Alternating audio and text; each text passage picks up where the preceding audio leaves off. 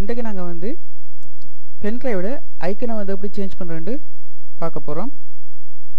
இப்போ பார்த்தோம்னா இதுவும் ஒரு பென்ட்ரைவ் தான், இதுவும் ஒரு பென்ட்ரைவ் தான். பார்த்தீங்கன்னா இந்த பென்ட்ரைவுக்கு நான் ஐக்கனை வந்து சேஞ்ச் பண்ணியிருக்கிறேன். இந்த பென்ட்ரைவ் வந்து டிஃபால்ட் ஐக்கனோட இருக்குது. இப்போ இதுக்கு வந்து நாங்கள் எப்படி வந்து ஐக்கனை சேஞ்ச் பண்ணுறேன்னு பார்ப்போம். அதுக்கு முதல்ல வந்து ஒட்டரன் ஐக்கனை வந்து சில ஆன்டிவைரஸ் விடாது. அதனால் வந்து எந்த ஆன்டிவைரஸ் வந்து நான் டீஆக்டிவேட் பண்ணி வச்சுருக்கிறேன். அடுத்து வந்து எங்களுக்கு ஒரு ஐக்கன் ஃபைல் ஒன்று தேவை. நீங்கள் வந்து iconarchive.com போய் உங்களுக்கு தேவையான ஐக்கனை வந்து டவுன்லோட் பண்ணி கொள்ளுங்கள். இப்போ வந்து இதுக்கு ஐக்கனை எப்படி சேஞ்ச் பண்ணுறேன்னு பார்ப்போம். நான் இப்போ டவுன்லோட் பண்ண ஐக்கனை வந்து எடுக்கிறேன்.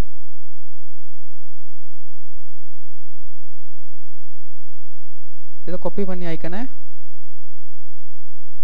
பென்ட்ரைவ் ஓப்பன் பண்ணி அதுக்குள்ளே பேஸ்ட் பண்ணுறேன். பேஸ்ட் பண்ணிவிட்டு ரீநேம் கொடுக்குறேன் ஆட்டோ உண்டு. அதுக்கு பிறகு நோட் பேடை ஓப்பன் பண்ணி ஒட்டரான் ஃபைல் ஒன்றை க்ரியேட் பண்ணுவோம். ஒட்டரான் டேபிள்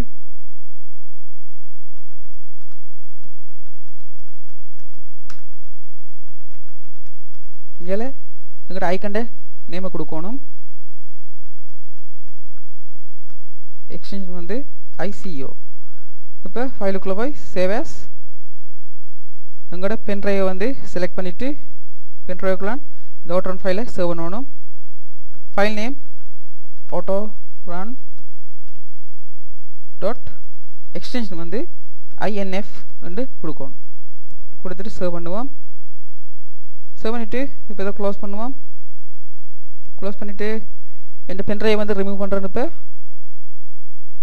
திரும்ப ப்ளக் பண்ணுறேன். லோட் ஆகுது பென்ட்ரைவ். இப்போ பார்த்தீங்கன்னா இந்த பென்ட்ரைவோட ஐக்கன் வந்து சேஞ்ச் ஆகி வந்திருக்கு.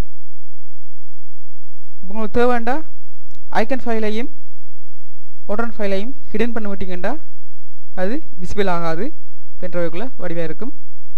நாங்கள் வந்து இன்னொரு